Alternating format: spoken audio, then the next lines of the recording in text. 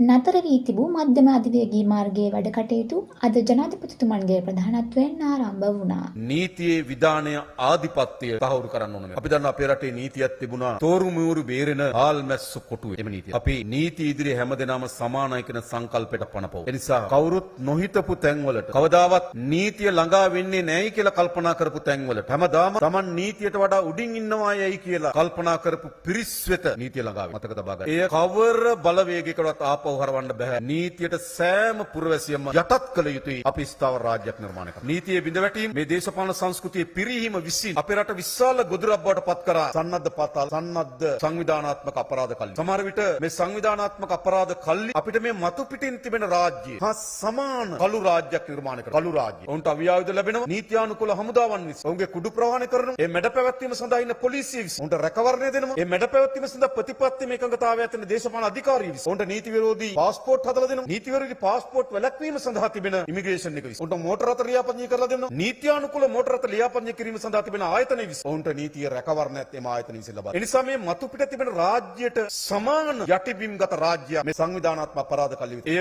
තැන තැන වෙඩි තබා ගැනීම, මත්ද්‍රව්‍ය පියගැන්වීම, ව්‍යාපාරිකයන්ට තර්ජනය කිරීම ආදී විශාල සමාජ අපරාධ වලින් ගහන වෙච්ච යටිබිම්ගත රාජ්‍ය. අපි ඔබට එකක් කියනවා. මේ යටිබිම්ගත රාජ්‍ය අපි සහතික වශයෙන් අවශ්‍යයි. එහෙම නැතුව සංවර්ධනය ස්ථාවරභාවයේ පිරිච්චි දරුවන්ගේ අනාගත රැකවරණය සහිත රාජ්‍යයක් නිර්මාණය කරන්න බෑ. දැනට අපි අත්අඩංගුවට අරන් ඉන්න පිරිස අපේ රටේ මත්ද්‍රව්‍ය ජාලයේ 50%කට ආසන්න ප්‍රමාණයක් මෙහෙवला. අපේ සන්නද්ධ අපරාධ කල්ලි 75%කට ආසන්න ප්‍රමාණයක් එක සබත්තාවෙන්. අපේ රටේ දේශපාලන අධිකාරීන්ට විවිධ ආකාරයේ මුදල් පොම්ප කරලා තිබෙනවා.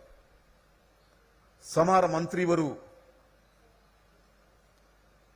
මාසයේ බදු මුදල ගන්නවා වගේ ගෙදර ගිහලා සල්ලි අරන් තිනවා. සමහර മന്ത്രിවරු.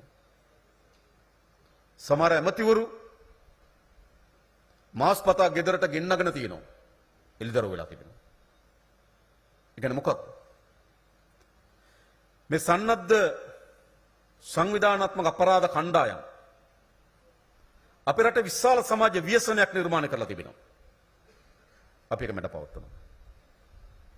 මේ මැඩ පැවැත්වීම සඳහා අවශ්‍ය වෙන විශ්වාසයත්